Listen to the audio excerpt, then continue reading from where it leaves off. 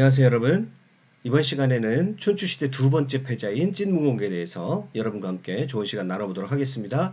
두 번째 패자인데요. 첫 번째 패자는 제환공이죠. 그러니까 제환공의 뒤를 이어서 춘추시대의 두 번째 패자를 이루었던 사람인데, 이 찐문공에게 붙어있는 수식어들이 있어요. 인생 역전, 19년의 망명생활, 거지왕, 범상치 않은 그런 캐릭터임을 알 수가 있는데요. 그만큼 인생이 굴곡을 많이 겪었던 그런 인물이라고 할 수가 있겠습니다. 이 사람의 이름이 원래 중이입니다. 그래서 오른쪽에 보시면 중이전 포스터가 붙어 있는데 아마 중국 드라마의 포스터인 것 같아요. 근데 그 포스터를 보시면 익숙한 인물이 보이지 않는가요? 여의라고 하는 이 여자 역으로 나오는 한채영 씨를 볼 수 있는데요. 이 여인은 분류에 따라서 또 보는 사람에 따라서 중국 4대 악녀에 넣기도 하는 춘추시대를 대표하는 그런 악녀 캐릭터입니다. 아무튼 오늘 영상도요, 이 여의를 중심으로 찐문공보다는 여의를 중심으로 많이 이야기가 진행이 되겠네요. 이 이야기를 알기 위해서는요, 먼저 시대적인 배경, 춘추시대가 어떤 시대인지를 먼저 알아야 되겠습니다. 기원전 1046년 주왕실이 세워지고요, 주무왕에 의해서 주왕실이 세워지고요, 그 다음에 기원전 221년에 이제 찐나라가 세워지게 되죠. 그리고 서주시대, 동주시대가 있는데 동주시대를 둘로 나누어서 춘추시대, 전국시대라고 합니다. 그래서 동주시대에는 수도를 낙양으로 옮긴 것을 의미하죠. 그래서 기원전 770년에 수도를 호경에서 낙양으로 옮기고 그 이후의 시대를 이제 주나라 동주시대라고 그러는데, 이 동주시대는 사실상 둘로 나누어지는데 춘추시대와 전국시대로 나누어지게 되죠. 그리고 춘추시대와 전국시대로 나누어지는 이 연대가 기원전 405년 또는 453년 이 기간을 말합니다. 그러면 춘추시대는 어떤 시대냐? 바로 기원전 770년부터 453년 또는 403년까지의 그 기간을 일컬어서 우리가 춘추시대라고 하고요. 이 춘추시대는요, 춘추오패라고 하는데, 춘추오패가 춘추시대의 질서를 대표하는 그런 용어라고 할 수 있겠죠. 그러니까 춘추시대 국제관계를 규정하는 그런 용어가 바로 춘추오패입니다. 그러니까 춘추시대를 대표하는 5명의 패자다 그럽니다. 물론 보는 사람에 따라서 5명의 패자가 누구냐라고 하는 것을 다르게 볼 수 있습니다. 그런데 춘추오패, 즉 춘추시대는 패권 중심으로 국제질서가 규정이 된다는 거죠. 그러니까 혈연 중심의 봉건 질서적인 성격에서 힘을 중심으로 하는 국제 질서로 재편성되는 시기가 바로 춘추 시대다. 그래서 그 힘을 상징하는 사람들이 오패입니다. 그러니까 패자 중심으로 국제 질서가 형성되는 거죠. 지금의 국제 질서와 다르지 않습니다. 지금도 이제 패자가 존재하죠. 미국이라고 하는 강력한 패자가 국제 질서를 주도한다고 볼 수가 있는데, 또 거기다가 동양에서는 이제 중국 중심의 또 패권이 형성되겠죠. 이렇게 지금 현 세상을 보면 이제 미국을 중심으로 한 가장 강력한 패권 국가가 있고요. 또 그것에 맞서는 성격을 가지고 있는 중국 중심의 또 패권 질서가 또 형성되어 있죠. 자, 이처럼 지금도 역시 이 패권 중심의 국제 질서가 이 세상의 어떤 질서를 규정한다고 보는데, 패자 맏형이 하나가 등장한다고 봅니다. 그래서 이들은 명분이 하나가 있는데 존왕 양이가 바로 명분이죠. 기존에 1054년에 세워졌던 주나라 왕실은 아직도 존재하긴 합니다만은 상징성에 불과하고 실제적인 국제 질서는 힘을 중심으로 국제 질서가 재편된다라고 하는 것을 의미하는 것이고요. 이 제환공이 첫 번째 패자가 되는 겁니다. 그리고 오늘 우리가 얘기하게 될 이제 찐문공은 두 번째 패자가 되는 겁니다. 그래서 이렇게 생각하시면 되죠. 춘추 시대는 힘을 중심으로 해서 패자 중심으로 국제 질서가 유지되고 형성이 되었다라고 하는 그런 인식을 갖게 되면 되고요. 오늘날에도 역시 이제 패자 중심의 국제 질서가 존재한다라고 생각하시면 틀림없을 것 같습니다. 찐나라의 기원에 대해서 한번 살펴보겠습니다. 제가 찐나라라고 얘기하는 것은 우리말로는 진인데, 제가 굳이 발음으로 찐나라라고 하는 것은 요 옆에 보시면 이제 진시황의 진나라가 있죠. 여기 진나라는 발음이 친으로 제가 발음을 하겠습니다. 그래서 중국 사람들에게는 이 발음이 구별이 되지만 우리나라 발음으로는 구별이 안 되죠. 그래서 진시황의 진나라는 친이라고 얘기를 하고요. 그 다음에 이 찐문공의 그 찐나라는 찐나라라고 얘기하겠습니다. 그 다음에 또 진나라가 또 하나가 존재하는데요. 순임금의 후손의 찐나라가 또 존재하게 되죠. 중원에. 아무튼 이 찐의 기원은 주성왕의 동생 즉 주무왕의 아들입니다. 천하를 통일한 왕이 주무왕인데 그 주무왕의 아들이라고 보면 됩니다. 그러니까 주왕실의 입장에서 보면 상당한 그런 강력한 공족이 되는 거죠. 찐문공을 얘기하기 전에 먼저 찐헌공을 먼저 말씀드려야 될 것 같습니다. 이 찐헌공은 찐문공의 아버지죠. 그런데 찐문공의 아버지가 상당한 그런 정복군주 역할을 합니다. 군주권을 위협하는 여러 공족들을 제압을 해버리고요. 주변의 융족과 적족을 정복하고요.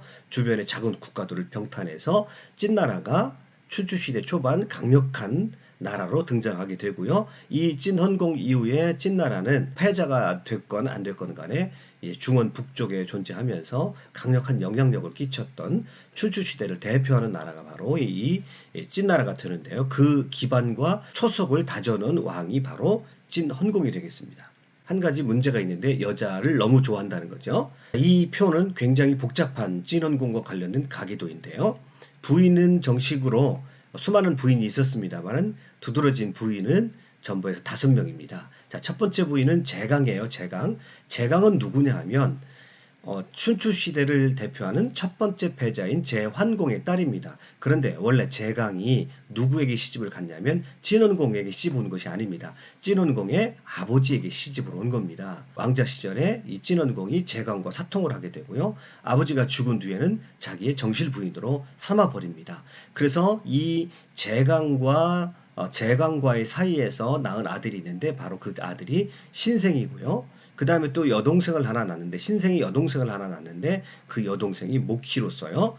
친나라 친목공의 부인이 됩니다. 여기에서 이제 친진지호라고 합니다. 그래서 진나라와 친나라가 서로 화친을 내서 서로 협력하는 시기다. 이렇게 정치적인 결탁의 시기라고 볼 수가 있겠죠. 아무튼요. 찐헌공에게는 첫째 부인 제강이 있었습니다. 원래 아버지의 첩이었어요. 아버지의 첩을 자기의 정실 부인으로 삼아서 신생이라는 아들을 낳게 되고요. 신생이 바로 태자가 됩니다. 그런데요. 적족을 정복하고 여자 둘, 미인 둘을 자매를 상납을 받습니다. 그래서 둘째 부인이라고 얘기하는데 둘째 부인이 아니라 고시자매죠. 그래서 고시자매 중에서 언니에게서 중위를 낳고요. 동생에게서 이호를 낳습니다. 여러분 이 관계를 잘 아셔야 돼요. 그 다음에 세 번째 부인, 여기도 세 번째 부인도 이제 자매예요. 그래서 여의와 소희 자매를 통해서 여의를 통해서는 해제를 낳고 소희를 통해서는 탁자를 낳습니다. 자, 그런데 여기서 제가 왕조 위기공식이라고 하는 비공식적인 공식 하나를 여러분에게 말씀을 드려보겠습니다. 이것은 학술적인 용어는 아닙니다만은 왕조들이 늘 위기를 경험할 때 공통적으로 등장하는 현상 중에 하나가 늙은 왕의 후궁, 늙은 왕의 애첩의 늦둥이가 탄생을 하게 되면 항상 왕조는 위기를 경험하게 됩니다. 그래서 늙은 아버지가 자기의 사랑하는 애첩, 젊은 애첩과 그가 낳은 늦둥이를 보게 되면 안쓰러운 마음이 들겠죠. 그래서 기존에 있는 태자를 물러나게 하고 그 다음에 이 늦둥이를 태자로 세우고자 하는 늙은 아버지 왕의 그런 심리가 존재하는 것 같아요. 그래서 늙은 왕의 애첩이 늦둥이를 낳게 되면 항상 왕조는 이제 경랑에 휩싸이게 되는 것을 많은 사례를 통해 볼 수가 있습니다. 이제 아까 복잡한 이 헌공의 가계도를 말씀을 드렸습니다만은 본래 헌공의 태자는 신생이라고 말씀드렸죠. 그런데 헌공 12년에 여융 정벌에서 얻은 애첩 여의가 아들 해제를 낳자 이 찐헌공의 마음이 바뀌었습니다. 그래서 헌공은 해제를 사랑하고 태자 신생을 패하고자 했습니다. 이런 의도를 아버지 자체가 가지고 있었고요. 거기에 이 여의가 바로 이제 아주 간교한 그런 여인으로 등장하게 됩니다. 이 찐헌공이 이제 이렇게 얘기를 해요. 자기 아들 신생을 태자에서 패하고 해제를 왕위로 올리기 위해서 일부러 명분을 쌓기 위해서 이렇게 얘기합니다. 고곡은 우리들의 종묘가 있는 곳이고 포땅은 섬진과 국경을 접하고 있는 고리다. 또한 굴땅은 적당에 임해 있다. 이 세 곳에 공자들을 보내 지키지 않는다면 내가 마음이 놓이지 않아 잠을 제대로 이룰 수가 없다. 이렇게 말을 합니다.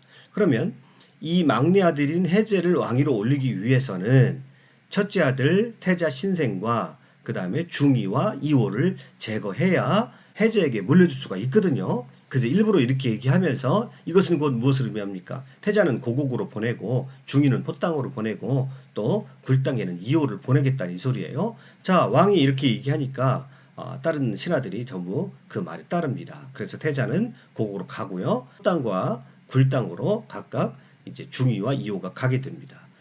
자, 헌공 16년에요. 이제 헌공이 진나라의 군사 조직을 상하 2군으로 나눕니다. 그리고 헌공은 상군을 맡고 태자 신생에게는 하군을 맡게 합니다.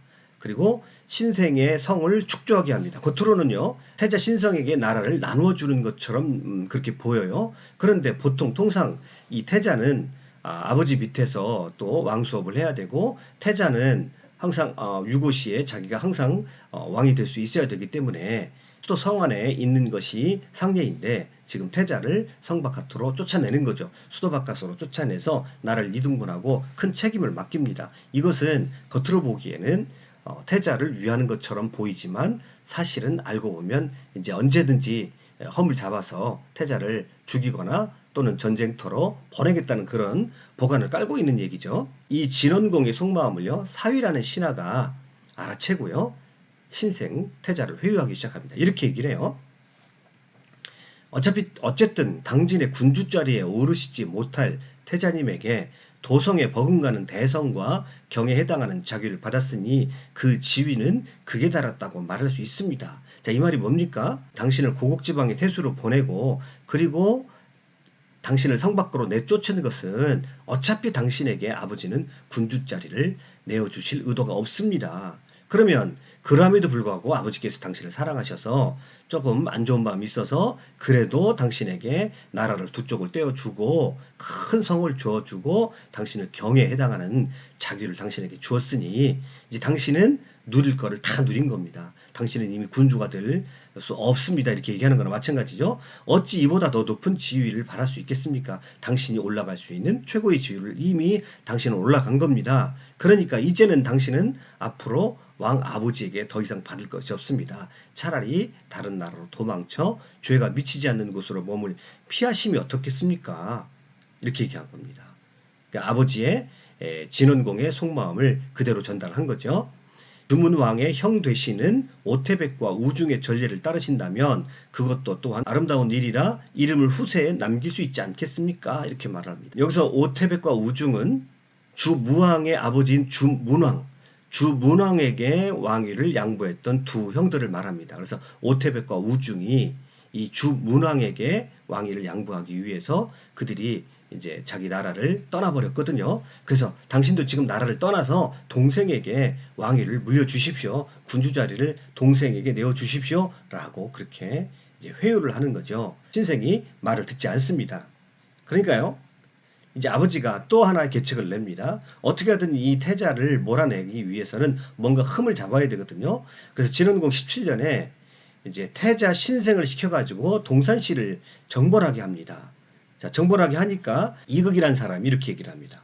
군사를 통수하는 일은 필히 온 마음을 다하여 도모하고 계획을 세워야 하는 것이며 군사들에게 호령을 바라는 것은 군주와 정경의 고유한 권한과 직책이지 태자가 상관할 일은 아닙니다. 이렇게 간언을 해요. 자, 이극은 아직까지 이 자기 진원공의 마음을 모른 겁니다. 진원공은 어떻게 하든지 태자를 시켜가지고 군대에 보내서 전쟁터에 보내서 어떻게든 흠을 잡고 트집을 잡고 또 겉으로는 말은 못하겠지만 전쟁터에 나가서 죽기를 바라는 마음도 분명 여기 안에 들어가 있는 겁니다. 그런데 진원공의 마음을 이해하지 못하고 이극이 나와서 지금 이 전투는 태자의 권한을 가지고 할 수 있는 일이 아닙니다. 그러니까 자기가 보기에는 이 전투에 나가면 태자는 분명히 이 전투를 등이 감당할 수 있을 만한 힘이 없어 보이는 거죠. 자, 그래서 왕에게 이렇게 간언을 했더니 진헌공이 받아들이지 않습니다. 자, 그리고 이렇게 말을 합니다. 나에게 아들 여럿이 있는데 누구를 태자로 봉해하오? 이 말을 딱 듣는 순간 이극은 얼어붙었죠. 아, 진원공의 마음이 이미 신생에게서 떠났구나 라고 하는 것을 이극은 알아차리고요. 아무 소리 하지 않고 그 편전에서 나오게 됩니다. 그때 분위기가 심상치 않은 것을 이제 느끼게 되는 거죠. 자기에게 전쟁터로 나가라고 하는 이 아버지의 말에 겉으로는 자기를 위하는 것 같지만 자기도 뭔가 안 좋은 낌새를 느꼈겠죠. 자, 물어봅니다. 이 이극이라는 사람에게 내가 장차 태자의 자리에서 물러나게 되겠는가 이렇게 물어봅니다. 그랬더니 이극이라는 사람이 이제 인사치레로 이런 말을 하는 거죠. 태자께서는 오로지 노력하시어 군사의 일만을 배우시고 공경하는 마음을 버리지 않게 노력하신다면 어찌 태자의 자리에서 폐위되겠습니까? 라고 그렇게 말은 하지만 이극은 이미 내가 이 태자 신생에게 줄을 섰다가는 나도 온전하지 못하겠다 그런 생각을 하게 된 겁니다. 그래서 이제 태자에게 군사를 통솔하는 장수로 임명을 취임하는 그 자리에서 헌공이 태자에게 좌우 색깔이 다른 옷과 병권을 상징하는 금결을 하사합니다. 좌우 색깔이 다른 옷 이것은요 겉으로 보면 나라를 두 조각을 내서 내가 너에게 주겠다는 의미도 되겠지만 이미 아버지의 마음이 이렇게 옷이 다른 것처럼 이미 너와 나는 이미 같이 할 수 없는 그런 사이라는 것을 상징적으로 보여주기 위해서 좌우가 색깔이 다른 옷을 내어주게 됩니다. 이극은 이 모습을 보고요 더 확신을 하고요 병을 핑계로 태자를 따라가지 않습니다. 나중에 이제 이 이극이라는 사람이 이 정치적인 격동기에 이제 쿠데타를 일으키는 사람 중에 하나가 됩니다. 그런데요, 여기서도 반전이 일어납니다. 태자가 이 군대를 이끌고 가가지고요, 놀라운 대승을 거두게 됩니다. 그래서 진원공의 속마음과는 일이 전혀 반대 방향으로 흘러가는 거예요. 어떻게 하든 태자의 흠을 잡아서 만약에 전쟁터에 나가서 지게 된다고 한다면 그것을 핑계 삼아서 태자를 폐위시키고 또 더 심하면 태자가 죽기를 바랬던 진원공의 마음과는 달리 태자가 전쟁터에 나가서 엄청난 성공을 거두게 되고 백성들의 신망을 오히려 더 얻어버립니다. 그러니까 진원공의 의도대로 모든 것이 되어지지 않습니다. 그러니까 이제부터는 누가 등장하냐면 여희가 본격적으로 그 본색을 드러내게 됩니다. 그래서 우리가 이제 여희의 공심술이라고 해요. 공심술이라고 하는 것은 상대를 정신적으로 분석해서 방비를 무너뜨리는 기술이다. 여희가 이 공심술에 능했다라고 그렇게 표현을 하는데요. 이 상대를 정신적으로 분석해서 방비를 무너뜨린다고 하는 거니까 상대의 마음을 속이는 거겠죠. 특별히 누구의 마음을 속여야 되냐면 이제 태자 신생의 마음도 속여야 되지만 또 진헌공의 마음을 속여야 되죠. 그래서 진헌공에게 또는 태자에게 겉으로는 굉장히 그들을 위하는 척하면서 속으로는 온갖 방책을 다 쓰고 그들을 속여서 어떻게 하든 진헌공의 마음을 사고 또 태자 신생은 어떻게 하든 무너뜨리고자 하는 그러한 여희의 전략을 우리가 공심술이라고 그렇게 이름을 붙인 거죠. 굉장히 교활한 그런 사건 하나를 조작을 합니다. 이 여희가요. 그림을 지금 보시면 여기 보시면 이게 진원공인데 진원공이 몰래 이 태자 신생과 이제 여희의 모습을 몰래 들여다보고 있는 그런 장면인데요. 이게 어떤 장면이냐면 자 어느 날 여희가 태자를 부릅니다. 그리고 자기 궁으로 불러가지고 연애를 베풀어 주고 태자를 위로해 줍니다. 왜냐하면 태자는 지금 변방에 가 있으니까 태자를 데려다가 위로해 준다라고 하고 잘해 줍니다. 이제 이 신생은 어쨌거나 자기 어머니니까 또 그 어머니가 젊은 어머니가 잘해주기 때문에 이 신생은 그대로 받아들이게 됩니다. 어머니가 자기를 위로해 주나 보다라고 여희에 대해서는 조금 더 불편한 마음을 갖지 않았어요. 사실은 처음에는. 자 그런데 이 자리에서 여희가 꿀을 바르고 나갑니다. 꿀을 바르고 나가니까 신생과 있었던 그 자리에서 벌들이 막 달려듭니다. 여희에게 벌들이 달려드는 모습을 보니까 이 신생이 그 벌을 쫓아내기 위해서 여희 주변을 막 감싸게 됩니다. 그러니까 이제 둘 사이에는 묘한 신체 접촉이 이루어지게 되는 거죠. 그런데 이 장면을 연출하고 이 여인은 진원공이 이것을 볼 수 있도록 이제 조작을 한 겁니다. 그러니까 진원공의 무의식을 자극합니다. 이게 무슨 소리인 거 아니? 진원공이 이 바로 눈앞에 보이는 신생을 누구를 통해 낳았냐면 자기 아버지의 첩이었던 제강을 통해서 나왔거든요. 그래서 첫 번째 자기 부인이 제강이라고 제가 말씀드렸죠. 아버지의 후첩을 자기가 자기 본부인으로 삼았기 때문에 늘 그런 무의식적인 죄책감이 있었단 말이죠. 그러니까 자기가 그런 것이 있기 때문에 자기 아들 신생이 자기 사랑하는 애척과 정분이 난 것처럼 자기 눈에는 그렇게 보이는 거죠.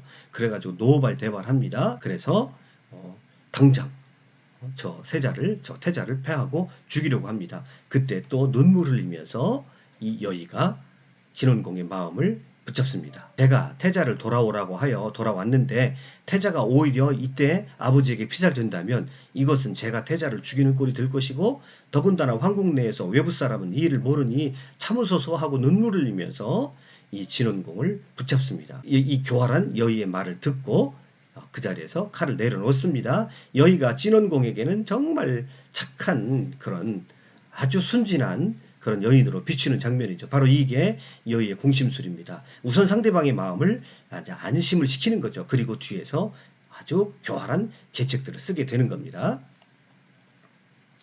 자, 나중에는 이제 이 진원공이 자기가 보기에는 이 여의가 너무나 연약하고 여의가 너무나 순진하기 때문에 그대로 내버려 뒀다가는 이 여의는 죽을 수밖에 없을 것 같습니다. 만약에 태자 신생이 왕의 군주의 자리에 오른다고 한다면 살아남을 수 없을 것 같으니까 아무래도 안 되겠다. 그래가지고 어느 날 여의에게 이렇게 말을 하죠.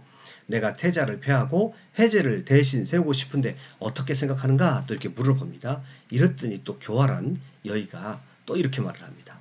신생을 태자로 세운 일은 천하의 제후들이 모두 알고 있는 사실이고 또한 태자는 이 나라의 군사 절반을 휘하에 두고 있으며 백성들은 태자를 즐거이 따르고 있는데 어찌 천한 계집의 소생으로 인하여 적자를 패하고 서자를 세우려 하십니까? 주군께서 기어이 태자를 패하시려 하신다면 소첩은 스스로 목숨을 끊겠습니다. 자, 이렇게 말하니 이 얼마나 예뻐 보이겠습니까? 자기를 위해서 자기 아들을 태자로 세우고 싶다고 하는데 자기 아들을 후계자로 삼고 싶다고 하는데 또 이렇게 눈물로 그것을 막아 나서니 진원공의 입장에서 보면 정말 예뻐 보이지 않을 수가 없는 거죠. 그 이후에 그냥 내버려둘 여의가 아니죠. 이제 또 간교하게 이제 수책을 쓰기 시작합니다. 헌공 21년에 여의가 고국에 있는 태자에게 사람을 보내서 이런 말을 전합니다. 부군께서 잠을 자다가 꿈속에서 제강을 보셨소. 제강이라는 것은 태자 신생의 어머니예요. 그래서 부군께서는 잠을 자다가 꿈속에서 제강을 보셨어. 태자는 속히 고국에서 모친께 제사를 올리고 그 음식을 부군께 드시도록 하시오. 이렇게 말을 합니다. 그러니까 이 말을 들으니까 이 이제 태자 신생이 얼른 제사를 드리고 그 제사 음식을 아버지에게 드리기 위해서 보내게 됩니다. 자, 보냈는데 여의가 그 제사 음식에 독약을 넣습니다. 그리고 때마침 이제 아버지는 사냥을 갔다 온 거죠. 이틀 후에 사냥에서 돌아온 헌공에게 제사 음식을 바친 거죠. 헌공이 돌아와서 사냥에 마치고 돌아와서 그 음식을 먹으려고 하는데 얼른 나서가지고 이 여의가 이렇게 말합니다. 제사를 지내고 보내온 음식은 멀리서 왔으므로 마땅히 검사를 해보시고 드셔야 합니다. 라고 이렇게 말합니다. 일부를 덜어서 근처에 있던 개에게 줘봤어요. 근데 개가 그 음식을 먹자마자 거품 물고 죽어버리는 겁니다. 진원공이 노발대발합니다. 이놈이 드디어 나를 죽이려고 하는구나. 당장 태자를 죽이려고 합니다. 이때 여의가 결정타를 날리게 됩니다. 울면서 이렇게 말합니다. 태자가 어찌 이리 잔인하단 말입니까? 그 부친을 죽이고 자기가 대신하려고 하니 다른 사람이야 오죽하겠습니까? 주군께서 이미 나이가 들어 조속지간에 돌아가시게 되었는데 어찌 그 사이를 참지 못하고 독약을 먹여 시하려고 한단 말입니까? 자, 그동안 정말 착하게 보였던 이 여의가 또 이렇게 말하니 진원공의 마음이 또 무너집니다. 그리고 그 부친을 죽이고 자기가 대신하려고 하니까 다른 모든 사람들도 이제 왕이 바뀌기만 하면 자기는 죽은 목숨이라는 것입니다. 왕의 마음을 이제 녹여놓는 거죠. 태자의 이런 행위로 미루어 생각하면 이 첩과 어린 해제의 운명은 말을 하지 않아도 알 수가 있겠습니다. 원컨대 저희 모자를 먼 타국으로 몸을 피하게 해주십시오. 아니면 우리 모자가 스스로 목숨을 끊어 후에 태자에게 잡혀 어육이 되는 신사라 면하겠습니다. 옛날에 주군께서 태자를 패하신다고 할 때 첩이 말렸던 일이 한이 됩니다. 이제 일이 오늘에 이르니 이 소첩이 스스로 큰 잘못을 저질렀음을 알게 되었습니다. 자, 사랑하는 애첩, 그 착한 애첩이 간장을 애끓게 하는 이런 말을 내뿜자 진원공은 더 이상 참지 못하고 이제 태자를 제거하고 죽이기로 작정을 했습니다. 태자가 이 소식을 듣고 신성이라는 곳으로 달아납니다. 주변 사람이 태자에게 물어봅니다. 정말 이 태자도요, 태자 신생도요, 바보 같은 충성스러운 아들이에요. 가끔 보면요, 아버지보다 더 충성스럽고 아버지보다 더 나은 아들들이 있습니다. 자, 어떤 사람이 신성으로 도망간 태자에게 이렇게 물어봅니다. 음식 속에 넣은 독약은 여의의 소행이라 누가 봐도 이건 여의가 음모를 꾸민 겁니다. 태자는 어찌하여 부군 앞에 나아가서 스스로 결백을 밝히지 않습니까? 이렇게 물어보니까요. 이 태자 신생이 부군께서는 여의가 없으면 잠도 제대로 주무시지도 못하고 음식도 맛있게 드시지 못합니다. 또한 내가 용서를 구하면 부군께서 크게 노하실 것이니 결코 결백을 밝힐 수 없어서입니다. 자, 이 말을 보세요. 여의가 없으면 잠도 제대로 주무시지 못하고 음식도 못 먹습니다. 그러니까 그 아버지, 내가 결백을 밝힌다 한들 그 아버지가 오래 사실 수 있겠습니까? 그렇게 말하는 겁니다. 또 어떤 사람이 신생에 이렇게 말해요. 그렇다면 다른 나라로 일단 몸을 피했다가 후위를 계약하시면 어떻겠습니까? 그렇게 말합니다. 그렇게 말하니까 이 태자가 또 이렇게 말합니다. 내가 죄를 지어 악명이 높은데 어느 나라가 나를 받아주겠어? 나는 스스로 목숨을 끊는 방법 외에는 다른 수가 없겠어. 그리고 이 태자 신성이 결국 신성이라는 곳으로 도망간 그곳에서 스스로 목숨을 끊습니다. 이렇게 착한 아들이 있습니다. 정말 효성스러운 아들이죠. 이런 아들에게 나라를 물려주지 못했기 때문에 이 찐나라는 이 이후에 굉장한 정치적인 혼란을 겪게 되는 것입니다. 자, 이때 중의와 이호도요. 헌공에게 조리를 두기 위해서 수도인 강성에 들어와 있었습니다. 그런데 누군가 여의에게 말합니다. 두 공자가 신생을 죽게 만들었다고 부인을 원망하고 있습니다. 라고 참소를 합니다. 그랬더니 당장 진원공에게 달려가서 여의가 이렇게 말합니다. 신생이 제사 음식에 독약을 넣는 일을 두 공자도 알고 있습니다. 즉 이 두 사람도 같이 공모자입니다. 이렇게 말합니다. 이 소식을 들은 중의와 이호는요. 그런만 알서지라고 도망가게 되고요. 포성과 굴성으로 달아나서 이제 그곳에서 어떻게든 살아남으려고 노력을 하기 시작하는데 이제 진원공이 그 둘도 내버려 두지 않죠. 군사를 보내가지고 그들을 죽이려 합니다. 그래서 이제 중의와 이호가 각각 자기의 연고지로 탈출하게 되는데요. 중의전, 즉 오늘 저희가 이제 중의에 대해서 얘기하죠.